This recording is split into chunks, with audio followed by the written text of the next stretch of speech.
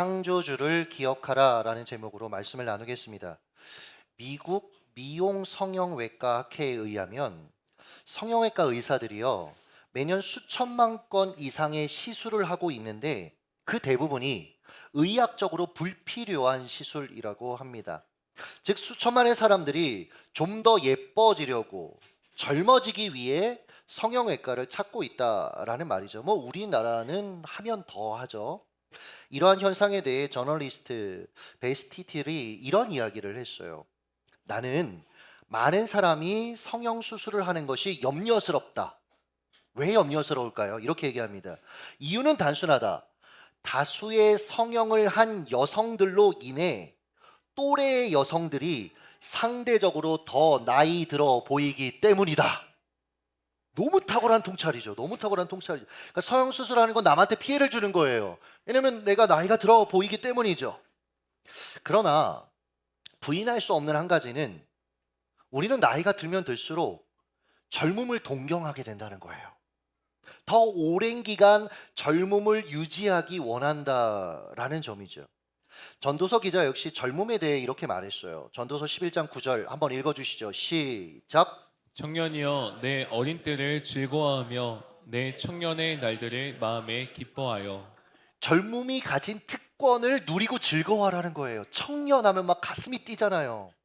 옳습니다. 청년의 시기는 청년의 때만 누릴 수 있는 특권이 있어요. 뭐 40, 50대에 비해서 상대적으로 책임져야 할 일들이 굉장히 적어요. 그래서 걱정거리가 상대적으로 적습니다. 몸은 점점 더 강해집니다. 며칠 밤을 새도 괜찮아요. 그렇죠? 회복이 돼요. 지금 50대들 하루만 조금 잠이 이게 틀어져도 어떻게 돼요? 일주일을 고생하시지 않습니까? 게다가 마음이 편해요. 그래서 웃을 때 하하하 이런 웃음이 아니고 깔깔깔 웃어요. 편안한 웃음. 김가희 자매가 옛날에 그랬어요. 어릴 때. 아니 진짜로 이렇게 굴러가는 낙엽만 봐도 웃는다라는 소리가 무슨 얘기인지 저 자매를 보면서 알았어요. 임미경 자매도 그랬어요. 막 밝게 웃는. 지금 보세요. 결혼하고 나서 웃질 않아요. 저기 안에 있는 저 자매들 어땠을 것 같아요, 여러분들? 정말 막 웃으면서 수다 떨었던 자매들인데 지금은 그래요. 청년의 때는 위험을 감수할 수 있는 자유가 있어요. 제가 요즘 이게 좀 슬퍼요. 더 이상 잘 도전하는 데 있어서 제가 주저해요. 제가 젊을 때 저한테 책 쓰라고 했으면 신났을 거예요. 지금은 이거 괜히 썼다가 욕먹으면 어쩌지 별의별 생각이 다 드는 거예요. 또 새로운 길에 도전할 기회와 시간이 청년의 때는 충분합니다. 감히 세상을 변화시키겠다라는 꿈을 꿀 수도 있어요. 그런 도전 정신이 있어요. 물론 청년의 때에는 이게 문제인데 젊음의 이 어마어마한 가치를 잘 몰라요. 이것을 간파했던 버나드 쇼가 말했죠. 젊음을 젊은이에게 주기 아깝다. 젊음의 가치를 제대로 모른 채 낭비하는 그 모습을 보면서 안타까워서 했던 말이겠죠. 전도서 기자 역시 다시 돌아오지 않을 인생의 이 황금기를 청년들이 제대로 알고 누리기를 원했습니다. 그래서 9절에 이렇게 도전한 거죠. 읽겠습니다. 시작. 마음에 원하는 길들과 내 눈이 보는 대로 행하라. 원하는 대로 좀 살아봐라. 물론 이 말을 이 시대의 가치관과 여러분 혼동해서 이해하시면 안 됩니다. 이 시대는 마음대로 살면 행복할 것이라는 환상을 품는 경향이 있잖아요. 내 뜻과 계획대로 사람들이 움직여주면, 상황이 되어지면, 혹은 내가 원하는 모든 것을 얻으면 모든 것이 완벽할 것이라고 기대합니다. 그래서 다들 로또에 지금 나름대로 마음을 주고 기대하며 사는 거예요. 왜요? 그게 주어지면, 돈이 주어지면 그 다음에 모든 것이 내 뜻대로 행복하게 될 거야. 지난 금요일 아내가 며칠 동안 사역 때문에 타지에 있었어요. 그래서 아이들을 제가 이렇게 케어하면서 사역을 했어야 됐는데, 그러니까 뭐 남자 혼자 어떻게 하겠습니까? 다 시켜줬죠. 아이들 좋아했어요. 뭐 저녁에는 라면 끓여주고 뭐 이런 식으로 다 그렇게 이제 다 했는데, 근데 이제 저녁에 하은이한테 뭐 먹고 싶니 그랬더니 소고기가 먹고 싶다는 거예요. 그리고 얘는 또 딴 데도 안 가요. 안동항소. 그래서 하면한테 늘 얘기하거든요. 여기는 귀한 손님 오실 때만 가는 거다. 근데 너무 그날은 귀찮아서 그냥 데리고 갔습니다.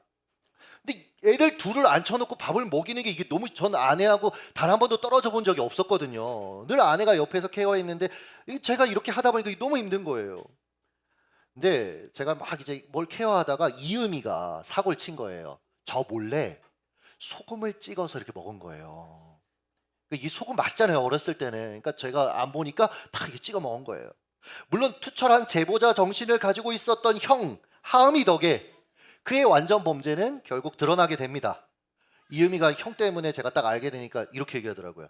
내 마음이야. 그래서 제가 얘기해 줬어요. 이마, 이음이 마음대로 살면 몸이 아플 수도 있어. 우리 인생도 마찬가지 아닙니까? 인생은 내 마음대로 살아야 행복하거나 잘 사는 게 아닙니다. 하나님의 뜻대로 살아야 잘 사는 겁니다. 전도서 기자도 이걸 말하고 있어요. 9절 읽겠습니다. 시작. 마음에 원하는 길들과 내 눈이 보는 대로 행하라. 그러나 하나님이 이 모든 일로 말미암아 너를 심판하실 줄 알라. 마음대로 그 청년의 특권을 누려라. 그러나 한계가 있다는 거예요.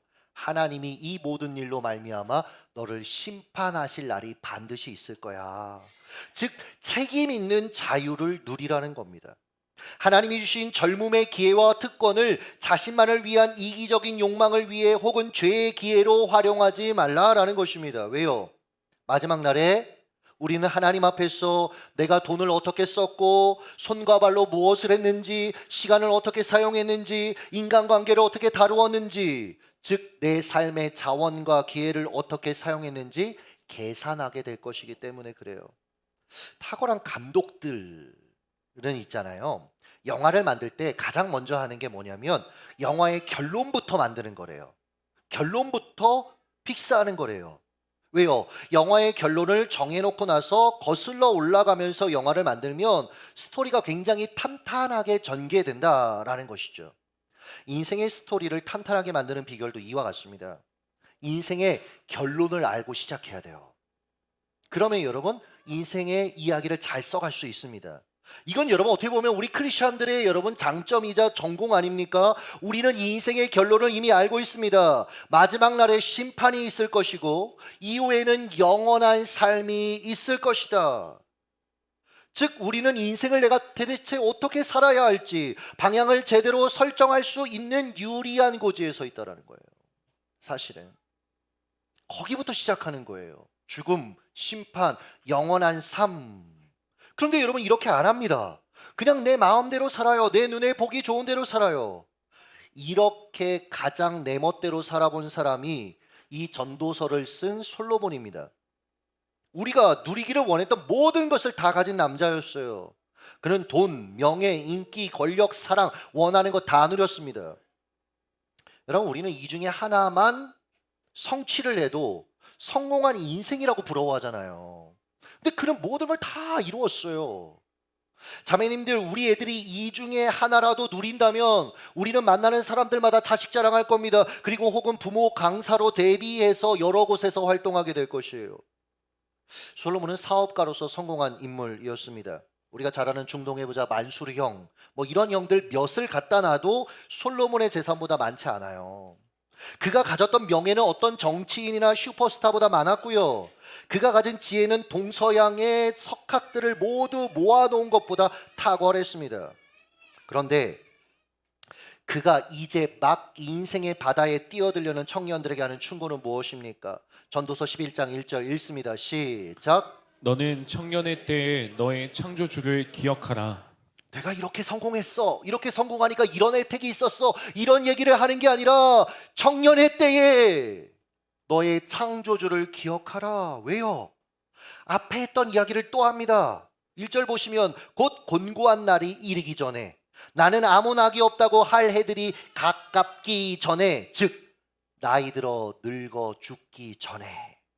사랑하는 여러분, 인생은 유한합니다. 시간은 결코 우리를 기다려주지 않습니다. 우리 모두는 언젠가는 늙습니다. 만약 누군가가 여러분에게 10년 전이나 지금이나 그대로시네요. 너무 고와요 라고 말한다면 아, 내가 나이가 많이 들었구나. 이렇게 여러분 생각하시면 됩니다. 어머, 하나도 안 변하셨어요. 이 말도 아, 내가 나이가 들었구나 받아들이시면 됩니다. 우리는 언젠가 몸도 마음도 약해질 것입니다. 언젠가 늙고 병들어 죽게 될 것입니다. 그때는 여러분 돈도 명예도 성취도 친구도 다 모래처럼 움켜진 내 손에서 빠져나갈 것이에요. 솔로몬은 이것을 한 편의 시로 표현했죠. 그게 2절부터의 내용인데 쭉 저를 한번 따라 보시죠. 2절 보시면 한번 읽겠습니다. 시작. 비 뒤에 구름이 다시 일어나기 전에 그리하라. 무슨 얘기냐면 노년에 겪게 되는 신체 회복의 더딤을 비유한 거예요. 늙으면 비가 내린 후에 다시 비구름이 일어난답니다. 즉 젊을 때는 건강이 비 온 뒤 하늘이 맑게 개는 것처럼 어때요? 회복되는데 노인들은 회복이 더딜 뿐만 아니라 또 다른 비구름, 즉 추가적인 질병을 맞이하게 된다는 거예요. 게다가 집을 지키는 자들은 노인의 팔을 의미하는데 그것이 떨기 시작한다라는 거예요. 힘 있는 자들은 다리인데 나이가 들어 구부러진답니다. 맷돌질 하는 자들은 치아인데 몇 개 안 남아서 제대로 씹지 못하는 거예요. 창들은 눈입니다. 백내장이나 다른 시력 상실로 인해서 앞을 제대로 볼 수 없게 되는 거예요. 음악하는 여자들은 여러분 성대를 말합니다. 더 이상 달콤한 노래를 부를 만한 건강한 탄력 있는 성대를 갖지 못하는 거죠. 살구나무가 꽃이 필 것이라는 말은 노인의 머리칼이 늙어가면서 희어지는 것을 의미합니다. 저는 아직 노인이라고 말하기 그런데 염색을 안 하면 진짜로 이제 거의 백발입니다. 여러분 이렇게 멋있게 백발이 빨리 되기를 원하면 개척하시면 됩니다. 한편 늙음은 신체의 약화뿐만 아니라 4절에 보시면 전 이게 너무 공감이 됐어요. 잠자는데도 어려움을 겪어요. 새소리에도 깨는 거예요. 새벽 이른 새벽에. 그러니까 푹 잘 수 있는 것도 사실은 정말 큰 축복이라는 거죠. 게다가 정욕의 감퇴, 즉 패기와 열정이 사라진다라는 거예요. 열정은 여러분 특히 청년의 때 품어지는 그 열정은 그냥 당연한 게 아닙니다. 내가 내고 싶으면 발휘할 수 있는 게 아니고 생성되는 게 아니더라고요. 때가 있다라는 것이죠. 이때는 이렇게 여러분 나이가 들면 하나님을 위해 힘있게 살고 싶어도 저는 그렇게 할 수 없는 거예요. 그러니 청년의 때에 하나님을 위해 마음껏 헌신하고 충성하며 살아보라고 지금 솔로몬이 도전하고 있는 것이죠. 그리고 마지막에 이렇게 권합니다. 7절 같이 한번 읽습니다. 시작. 흙은 여전히 땅으로 돌아갔고 영은 그것을 주신 하나님께로 돌아가기 전에 창조주 하나님을 기억하라. 영은 그것을 주신 하나님께로 돌아간다. 사랑하는 여러분, 우리는 영원히 이 땅에 살지 않습니다. 오늘은 젊고 건강하지만 점점 우리는 결국 늙어가고 있고요. 언젠가 죽게 될 것입니다. 잘 생각해 보세요. 제가 요즘 김가희 자매 또래들 만나면 깜짝깜짝 놀래요. 왜냐면 고등학생이었거든요. 그래서 제가 아까도 영원 자매한테 물어봤어요. 지금 너가 몇 살이지? 그랬더니 28이라는 거예요. 선우 장한 형제랑 얼마 전에 얘기해 보니까 몇 살이라니까 32살이라는 거예요. 그래서 제가 얘기했어요. 장한 형제 딱 그 나이 때 내가 개척했다고. 그러니까 어린 나이들이 아니에요. 결국은 저 친구들도 결국은 주님 나라에 갈 때가 올 거예요. 맞잖아요. 그때는 하은이가 가끔 물어봐요. 왜 엄마 아빠 이렇게 사진 찍냐요? 그래서 제가 말을 잘못했어요. 그렇게 얘기했어요. 엄마 아빠가 나이 들어서 병들고 늙어서 힘이 없으면 그때 너희 보려고. 그래서 얘기해요. 엄마 아빠 병들고 늙을 때 저희 봐야죠. 찍으세요. 이런단 말이에요. 근데 진짜 그런 날이 점점 다가오는 거죠. 백석현 씨 왜 안 그래요? 이혜지 집사 만나기 전에 그쵸? 처음에 이혜지 집사 만날 처음에 제가 이 사진 보여줬을 때 벌벌벌 떨면서 이 자매라고, 바로 이 자매라고. 그래서 제가 얘기했죠. 우리 교회 나오면 내가 소개시켜준다. 부여해서 여기까지 왔어요. 가정을 이뤘죠. 요즘은 그 감격을 좀 잃어버렸다고 본인이 얘기하긴 하더라고요. 그랬어요. 생각해보면 여러분 다 그러죠. 우리는 화려한 과거가 있었어요. 뭐 얘기했던 그 이혜지 집사님 군 장교 시절에 조인성하고 같이 군 홍보 모델이었습니다. 조인성 모델이 얘기했대요. 왜 사인을 요구하지 않냐고. 관심 없다고. 나한테 사인을 안 해달라고 한 첫 번째 사람이라고. 근데 지금 백석현 지사님 만나서 행복하지만 하여튼 살고 있는 겁니다, 지금. 그리고 결국 우리는 늙어 죽을 것입니다. 여러분, 우스갯소리로 제가 얘기했지만 솔로몬의 심정이 느껴지십니까? 그는 젊은 시절 자신을 위해 살았습니다. 하나님이 주신 청년의 자원을 자기 쾌락과 만족을 위해 사용했습니다. 그리고 이제 늙어서 정신 차리고 돌아보니 하나님을 위해 헌신하고 싶어도, 하나님을 위해 살고 싶어도 이제 그렇게 할 수가 없는 거예요. 죽음과 점점 가까워지면서 자신이 그토록 자랑하고 기뻐하고 애착을 가졌던 모든 것이 하나님 나라에서 가치 없다라는 것을 알게 된 거예요. 그래서 간절히 그 시대에, 그리고 우리 청년들에게 부탁하는 겁니다. 아니, 우리 모두에게 말하고 있는 겁니다. 하나님께로 돌아가기 전에 너희 하나님 창조주를 기억하라. 사랑하는 여러분, 우리는 지금부터 마지막 심판이 있다는 것, 그 뒤에는 영원한 하나님 나라가 있다는 것, 이것을 나의 현실로 받아들여야 돼요. 그럼 여러분, 우리의 삶의 변화의 가능성들이 생기는 겁니다. 혹시 여러분 유퀴즈 98화 끝까지 간다의 김영미 PD 편을 보신 분들 있습니까? 제가 한 설교에 2번 정도 언급한 것 같아요. 김영미 PD는 주로 분쟁 지역, 그러니까 내전이나 이런 곳이 있는 곳을 취재하는데 그 덕에 폭탄 테러 그리고 총격 장면을 수없이 겪었다고 합니다. 그래서 분쟁 지역에 취재하러 갈 때면 꼭 집을 다 청소해 놓고 간대요. 왜요? 돌아오지 못할 수도 있으니까. 누군가 내 짐을 청소할 때 깨끗하게 하려고. 그녀의 말을 그대로 제가 읽어드리겠습니다. 그래서 그렇게 큰 짐도 안 사요. 아니, 귀찮게 뭐하러 아파트는 사서 투자하고, 귀찮게 뭐하러 주식은 하고. 이 대목에서 조세호 씨가 그런 거 되게 관심 많잖아요. 명품 이런 거. 나중에 노후는 어떻게 하시려고요? 이런 식으로 묻습니다. 그랬더니 이렇게 얘기해요. 내가 지금 노후를 가질 수 있을까 하는데, 왜냐면 갔다가 죽을 수도 있잖아요. 노후 자금까지 생각할 겨를이 있겠어요? 오늘 나랑 막 회의하고 내일 여기서 촬영하자 했던 애가 다음날 안 와요. 오는 길에 잘못된 거야. 인간이 내일을 알 수 없는데 10만이 아는 게 내일이에요.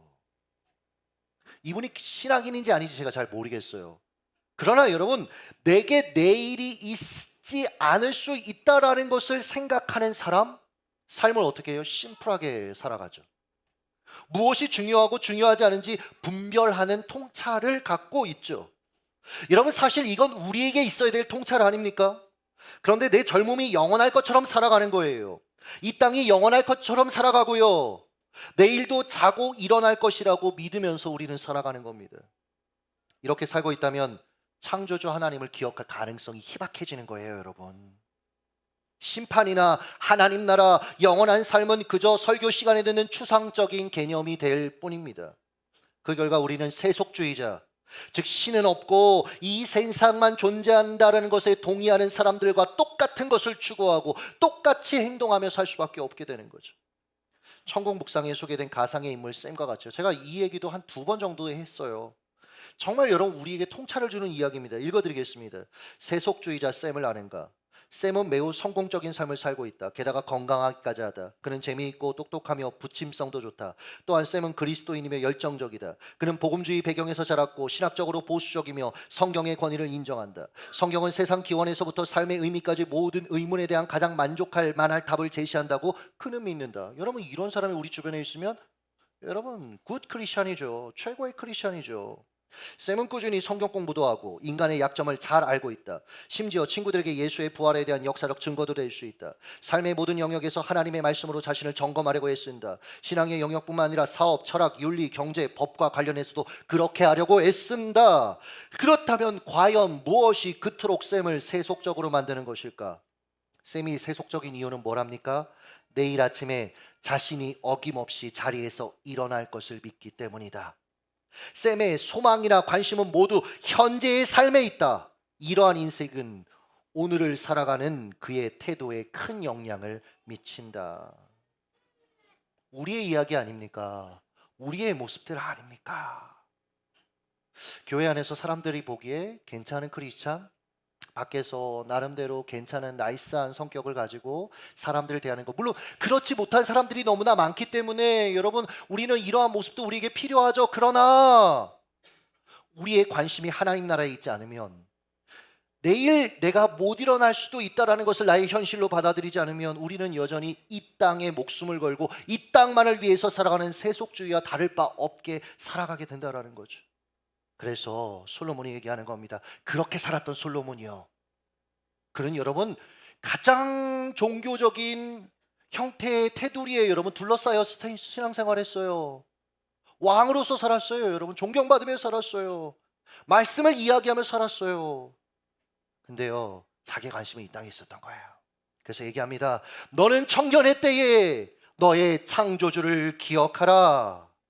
사랑하는 여러분, 우리가 심판과 영원한 하나님 나라, 그리고 내게 죽음은 가능성이 아니라 현실이라는 것을 청년의 때에, 사실은 여기 원문을 보면 청년이 우리가 생각하는 20대, 30대가 아니에요.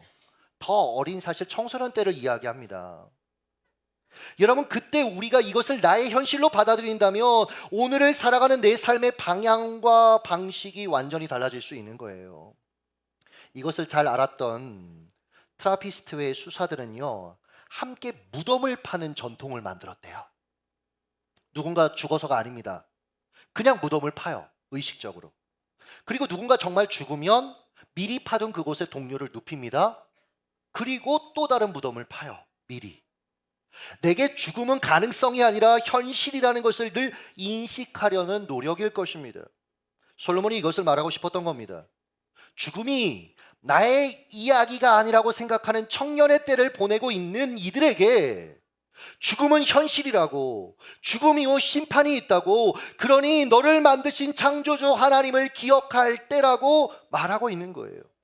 신약의 관점으로 풀어서 설명해 보자면, 자신이 죄인인 것과 영원한 죽음을 현실로 받아들여야 하는 존재인 것과, 그러나 그런 나를 사랑하셔서 죄의 모든 결과로부터 구하기 위해 십자가에서 내 죄를 대신해 내 죄를 짊어지시고 죽음으로 죄의 대가를 지불하신, 뿐만 아니라 죽음을 이기시고 다시 사셔서 영원한 생명을 약속하신 예수 그리스도를 기억하라는 것입니다.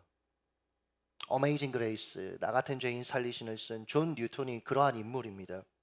그는 노예 무역선 선장이었습니다. 그러니까 악한 일을 했어요. 그리고 이 사람 자체가 가정 안에서 상처가 되게 많았기 때문에 굉장히 세상을 원망하고 악한 말들을 일삼는 사람이었습니다. 그는 세상에 대해서 굉장히 비관적이었어요. 하루는 아프리카에서 이제 노예 무역을 끝내고 고향으로 돌아가는 중에 큰 폭풍우를 만나게 됩니다. 배가 파손되는 위급한 상황 속에서 자신도 모르게 다급하니까 하나님께 도움을 요청해요. 그는 임박한 죽음 앞에서 어렸을 적 읽고 들었던 성경 구절을 떠올립니다. 그리고 자신의 종말을 두려워합니다. 그리고 지난날의 자기의 그 악행, 그것에 대한 어떤 죄책감들로 인해서 하나님은 나를 용서하지 않을 거야 라면서 절망해요. 그러나 놀랍게도 그의 기도가 응답됩니다. 그러니까 폭풍이 호전돼요. 그리고 목숨을 건집니다. 이 사건을 통해 뉴턴은 심판과 죽음을 자기 문제로 받아들였어요. 그래서 우리 죄를 십자가에서 감당하신 예수 그리스도를 믿는 자가 됩니다. 그가 생애 마지막 며칠을 남겨둔 시점에 이렇게 말했다고 해요. 읽어드릴게요. 내 기억력은 흐릿하지만 아주 분명하게 기억하는 두 가지가 있다. 하나는 내가 큰 죄인이라는 것이고, 또 하나는 그리스도께서 위대한 구주시라는 것이다. 여러분, 우리도 이것을 기억해야 합니다. 나는 큰 죄인인 것과, 그래서 심판은 가능성이 아니라 현실이라는 것, 그리고 예수님이 그런 나를 위해, 나를 구하시기 위해 십자가에서 죽으신 위대한 구주시라는 것을, 그리고 나면 더는 인생을 나를 위해 살고 싶지 않아져요. 나의 남은 생을 주님을 섬기는 데 헌신하고 싶어집니다. 바울처럼요, 바울처럼. 이제 내가 육체 가운데 사는 것은 나를 사랑하사 나를 위하여 자기 자신을 버리신 하나님의 아들을 믿는 믿음 안에서 사는 것이라. 할렐루야. 한 노인이 있었습니다. 평생 교회를 출석했지만 예수님을 위한 삶을 살지 않았어요. 자기를 위해서 그냥 살았습니다. 출석하는 교회 목사가 종종 영적 결단을 촉구했지만 그는 항상 마음속으로 거부했어요. 그런데 그날 밤 빌리 그레엄이 방송에 나와서 설교하는 장면을 우연히 TV를 틀었는데 보게 돼요. 순간 알 수 없는 감정들이 막 일어나면서 남자가 심하게 흐느껴 웁니다. 아내가 대체 무슨 일이냐고 물었더니 그가 이렇게 대답했대요. 결국 그리스도께 내 마음을 드렸어. 다음날 아침 잠에서 깨어난 아내가 남편이 침대에 없는 것을 보고 깜짝 놀라서 그를 찾습니다. 잠시 후에 정원에 있는 남편을 발견해요. 그런데 그는 땅에 얼굴을 묻고 누운 채 십장마비로 죽어있는 상태였어요. 이 이야기는 여러분 실화입니다. 한편으로는 하나님의 은혜의 이야기입니다. 살아있는 사람이 예수 믿고 구원받는 데는 너무 늦은 때란 없습니다. 그러나 한편으로 이 이야기는 비극의 이야기입니다. 왜냐하면 그 노인이 청년의 때에 자신의 창조주를 기억했다면 마지막 하루뿐만 아니라 전생애를 예수님께 드릴 수 있었을 테니까요. 사랑하는 여러분, 우리 중 그 누구도 내게 남은 이 인생, 이게 얼마인지 알지 못합니다. 다만 우리가 아는 한 가지가 있어요. 예수를 위해 살기 시작하는 것에 있어서는 너무 이른 때는 결코 없는 거예요. 계속 시간은 가고 있는 겁니다. 말씀을 맺겠습니다. 지금까지 우리가 창조주 하나님을 기억해야 될 이유를 말씀드렸습니다. 심판이 있다. 이 땅이 전부가 아니다. 영원한 하나님 나라, 영원한 생명이 있다. 여기에 한 가지를 꼭 추가해서 말씀드리고 싶은 게 있어요. 이렇게 설명을 해볼게요. 한 모녀가 있었습니다. 이것도 실화인데 아버지가 이제 나이가 들면서 무언가를 기억하는 것에 상당히 어려움을 겪으셨대요. 가끔은 본인이 누구인지도 기억을 하지 못하는 그런 상황까지 간 거예요. 그 아버지는 이런 자신의 상태에 대해서 굉장히 큰 좌절감을 여러 번 이야기했대요. 토로했대요. 그때마다 이 아버지가 딸에게 이런 식으로 말했어요. 내가 누구인지조차 기억할 수 없어. 이제 내가 누구인지조차 기억이 안 나. 그럼 딸은 항상 아버지에게 이렇게 말했대요. 아빠 괜찮아요. 아빠가 누구신지 저는 알아요. 아빠가 필요한 모든 것을 제가 처리할 수 있어요. 저는 이 부녀의 모습 속에 하나님과 우리의 관계가 보이더라고요. 우리가 때로는 하나님을 잊습니다. 내가 어떤 존재인지도, 어떻게 부름받은 존재인지, 어떤 가치를 가진 존재인지도 잊습니다. 그러나 하나님은 그런 나를 절대로 잊지 않으시는 분입니다. 그분은 영원 전부터 우리에 관해 생각해 오셨습니다. 그리고 지금도 그러하십니다. 십자가로 가셨을 때, 무덤에서 일어나셨을 때도 그분은 우리를 마음에 두셨습니다. 우리 인생 날마다 매 순간 우리를 돌아보셨고, 그분의 나라가 임할 때 우리를 기억하겠노라고 약속하셨습니다. 그리고 결국 그분은 마지막 날에 나를 기억하시고 영원한 당신의 나라를 누리게 해주실 것입니다. 그래서 고린도 기자가 이렇게 얘기했어요. 만일 땅에 있는 우리의 장막집이 무너지면 하나님께서 지으신 집, 곧 손으로 지은 것이 아니요 하늘에 있는 영원한 집이 우리에게 있는 줄 아느니라. 할렐루야. 이 당당한 믿음으로 다시금 내 인생의 출발선에 서서 주를 위하여 창조주 하나님을 기억하며 승리하시길 예수님의 이름으로 축복합니다. 기도하겠습니다.